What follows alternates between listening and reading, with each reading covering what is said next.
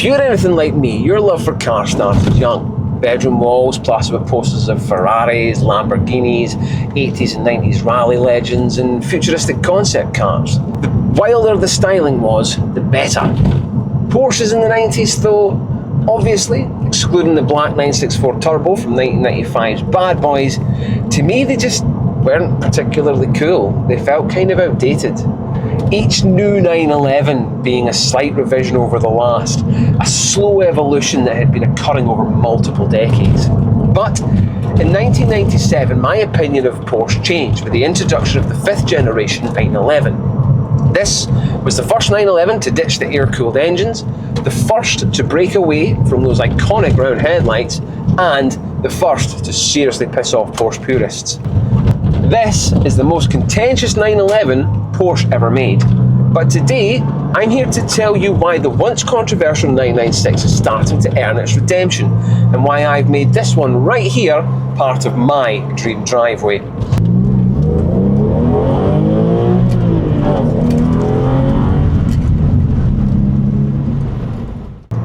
So, if you like cars as much as I do, call shotgun by hitting that like button and subscribing to the channel, and let's hit the road.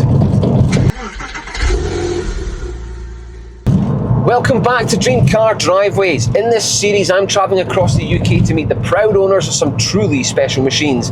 Cars that deserve a place on every enthusiast's dream driveway. Last time, I got behind the wheel of a 100 brake horsepower Suzuki Cappuccino, a tiny K car from the 90s that punched way above its class. But today, we're switching gears, as I have with me one of the most divisive Porsches ever made. A car that saved the company from financial ruin, but in doing so split its fan base. A car that modernised the 911, but at a cost.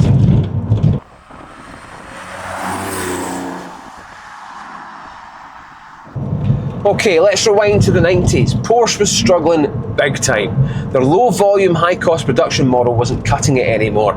With emission rules getting stricter and tighter, Porsche had to adapt or they were done. So they took a huge risk. Inspired by Toyota's ultra-efficient production techniques, they developed the first all-new 911 since the 1960s. That meant it got a brand new chassis, a sleeker, more aerodynamic design, and for the first time ever in a 911, a water-cooled engine. The 996 was cheaper to build, more powerful, and quicker than its predecessors. And by sharing parts with the 986 Boxster, Porsche could easily scale production while keeping costs down, making the two vehicles the most mass-produced cars that Porsche had developed up until that point. The result, the 996 sold in unprecedented numbers, ultimately saving Porsche. You could argue there would be no Cayenne, no modern GT3 RS, hell, maybe even no Porsche at all, if this car and the 986 weren't as successful as they were. But not everyone was thrilled. The 996.1 Carrera 4 I've got today is a prime example of why the 5th generation 911 was so divisive upon launch, most notably the headlights. Dubbed the fried eggs because of the unique shape and how the amber section of the indicator sits on the earlier versions of these lights that are shared with the Boxster, infuriated Porsche traditionalists. For them, it wasn't just an aesthetic change. Introducing the water-cooled engines and completely redesigning the car's identity symbolised a departure from Porsche's heritage. But for me, I love them. This is my generation in 911, the one I grew up dreaming about owning. The bold design choice made it feel modern and futuristic, a departure from the old that somehow managed to maintain the classic lines that make this car unmistakably a 911. And let's be serious, without the 996 shaking things up, would we have the insane 911s that we do today? No, we would not. Definitely would not.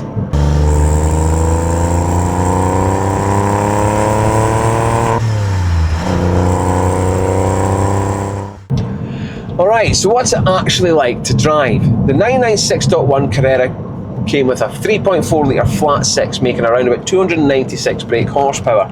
The later 996.2 versions got an upgraded 3.6 litre engine with around about 320 brake horsepower. This one's a Carrera 4, so it's got all-wheel drive, making it a bit heavier up front than the rear-wheel drive Carrera 2. Some say that dulls the driving experience, but for me, living in Scotland, all-wheel drive grip is an absolute must. The steering is communicative, the chassis feels nimble, and the way the car grips through corners is phenomenal. The front is light and turns in beautifully, and that extra weight hanging over the rear provides excellent traction when exiting a corner. The 996 may have lost its air-cooled charm, but it gained precision, balance, and usability. If usability is something you're after, both versions of the 996 could be optioned with a Mercedes-derived Tiptronic gearbox. However, the car I'm driving today has a 6-speed manual gearbox. It's not the best gearbox I've ever used, if I'm being honest. It's a bit clunky when it's cold, but it does get the job done when it eventually warms up. Want more power? The 996 Turbo, with its 415 horsepower twin-turbo Mezger engine, is one of the best performance bargains that you can buy today. If you're after a track weapon and your pockets are deep enough to do so, the 996.2 GT3 is still considered one of the best driver's cars ever made, even to this day. Now, let's address the elephant in the room: reliability. If you know anything about 996s, you know what's coming next. IMS bearing failure. Yes, it's a real issue, but as with anything on the internet, it's been potentially overblown. The earlier cars like this one came with a dual row IMS bearing with a failure rate of about 1%. The later models did change the bearing to a single row IMS, which unfortunately did increase the failure rate to about 4%. These percentages don't seem huge, but when you factor in the sheer number of these cars that were produced and sold, then it quickly adds up. But preventative fixes do exist, so make sure there's receipts for that if you're thinking of purchasing a 996. Another thing to look out for is bore scoring. 996 and early 997s are prone to it, which can cause catastrophic engine failure should the impacted cylinders become affected by it. If you're seriously considering one of these cars, make sure you get a pre-purchase inspection and a bore scope done before handing over any cash for additional peace of mind. Excessive soot on the left exhaust tip can also be a good visual indicator something isn't quite right back there. Other things to look out for are the rear main seals leaking and aging plastics. Common, but fixable. But here's the best part about the 996, guys. These cars are still cheap. A solid example with history in the IMS fix, you can pick up for around about £15,000. If you don't mind a project, you can get your arse in the seat of one of these for £12,000 or potentially under. Well, that's less money than a brand new Fiat 500. And I think it's pretty safe to say, I know which one we'd all rather pick.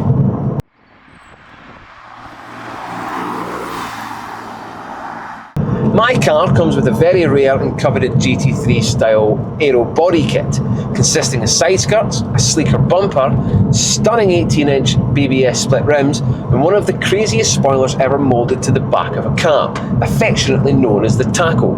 For some reason, Porsche enthusiasts apparently named everything after food back in the day. A car with a genuine kit like this can command a little bit more money, but it shouldn't break the bank. The key to buying one of these, as with any classic car purchase, buy a well-maintained car with plenty history and evidence of maintenance, and importantly, have a pre-purchase inspection done before you hand over any money. This specific 996.1 came with a folder of receipts, with almost £18,000 having been spent on it over the last 10 years. So keep in mind, although these cars can be cheap to purchase, they may become incredibly expensive to run and maintain.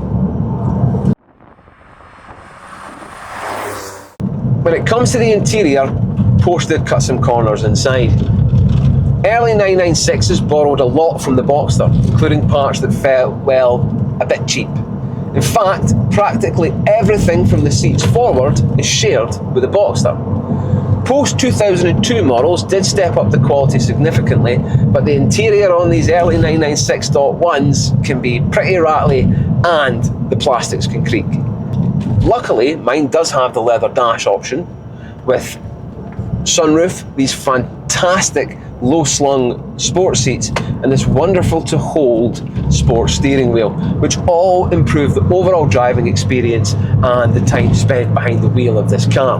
That said, ergonomics are top-notch, visibility is fantastic, and if you spec it right, this is a car you can actually use daily.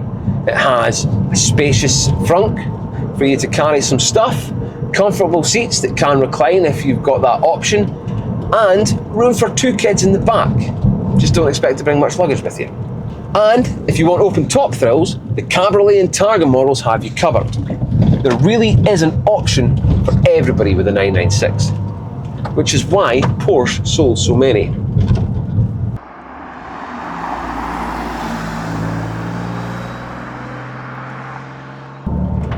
Is the 996 a future classic? For years it was the black sheep of the 911 family, but that has started to change. Those like me who grew up with these cars are now using them as their entry point to 911 ownership, and they're realising the performance proposition these cars can offer. Will the 996 ever hit air-cooled 911 money?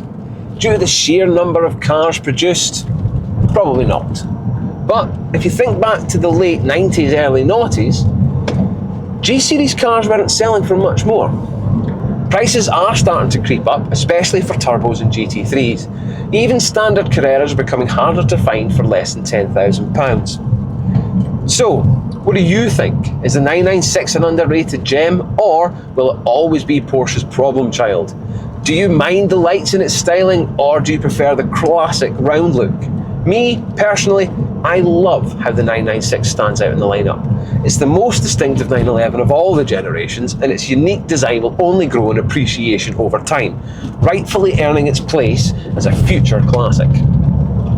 Do you agree or disagree?